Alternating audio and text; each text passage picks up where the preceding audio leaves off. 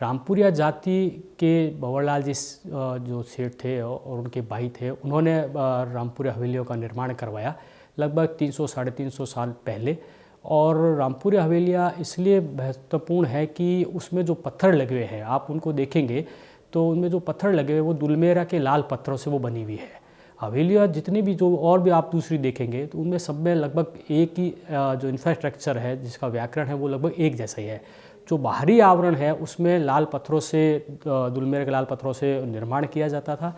फिर हवेलियों के अंदर जो चूना होता था उसके निर्माण किया जाता था।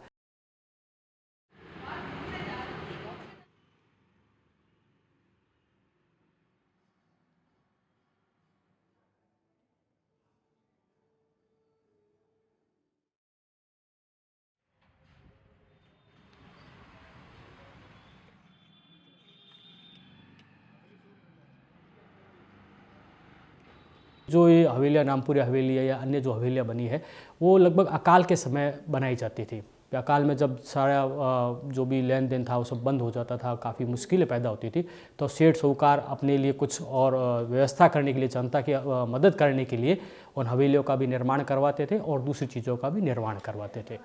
जितनी भी हवेलियाँ हैं आप देखेंगे उसमें आंगन को बहुत बड़ा बनाया जाता था और उसमें इटालियन और चाइनीज़ टाइल्स का उपयोग किया जाता। उनका मुख्य कारण ये था कि जब भी कोई तीज त्यौहार या जब भी कोई बड़ा फंक्शन होता था तो उसके लिए, अब तो चलो हम भवन वगैरह लेते हैं, वो अपनी हवेलियों में उसका निर्माण करते थे।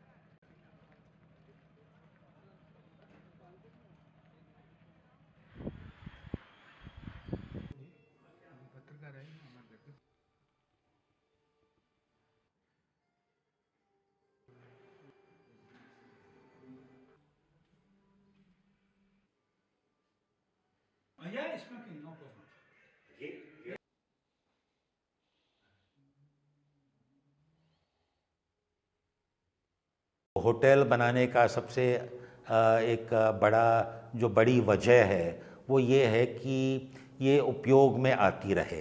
अगर खाली रहेगी तो उपयोग में नहीं आएगी, और अगर उपयोग में नहीं आएगी तो धीरे धीरे डिसइंटीग्रेशन ही होता है। चाहे वो बाथरूम्स हैं, आप उसमें खर्चा करके तैयार करवा लें, पर अगर यूज़ में नहीं आएगा तो धीरे धीरे सब चीज़ जंक लग जाता है या क्लॉग्ड हो जाता है या ख़राब हो जाता है। तो वो एक बड़ी वजह है कि अगर संभव हो तो इस तरह की पुरानी जो हवेलियां हैं या महल हों, उनको इन पर्पसेस के लिए यूज़ किया जाए।